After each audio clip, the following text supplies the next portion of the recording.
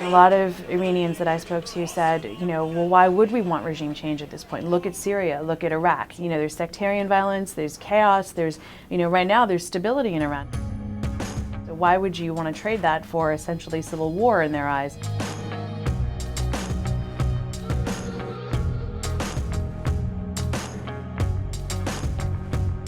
At first, when you get there, you're really surprised that you don't, it doesn't look like a country that's at all, been sanctioned. There's, Adidas and Esprit and Crocs and even Gucci and Versace.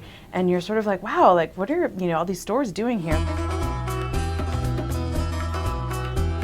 But then as you go deeper and you realize a lot of the stuff that they're selling is counterfeit or it's smuggled in, and you start hearing stories. Talking to Iranians about unemployment, and right now the official unemployment rate is something like 13%. It's clearly more than that.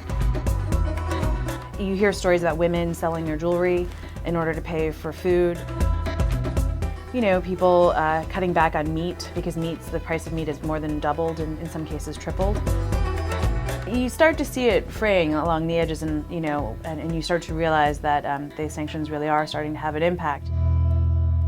One of the sort of side effects has been that the Iranian Republican Guard has actually been strengthened by this because they control the black market, and as the private sector has shrunk and they no longer can provide a lot of the services and the supplies and materials needed, in terms of keeping the economy alive, the Republican Guard has sort of filled that hole with smuggling.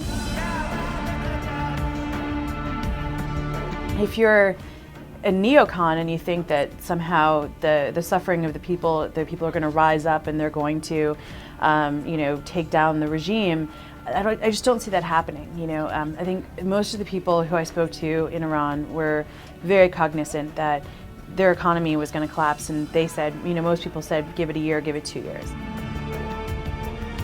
In 2009, the Green Movement was crushed so brutally, and all of their leaders are still in prison if they haven't fled the country, and it's just the whole opposition, the backbone of the opposition has been broken.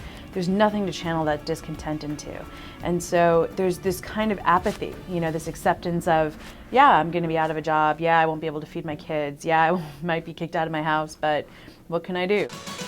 So there isn't really a sense that people are going to rise up in Iran. I think it's more just like they think something will give. Hopefully either the regime will say, okay, we're going to stop the nuclear program and then the sanctions will stop, or they think maybe they'll get the bomb and then the sanctions will stop. It's really, and more so than anything, you hear people just wanting to leave.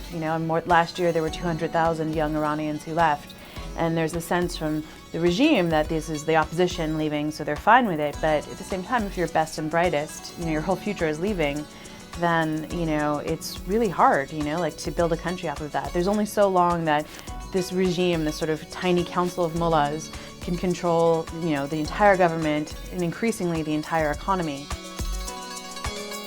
But who knows how long that'll last? 6 months, 2 years, 5 years? It's anyone's guess.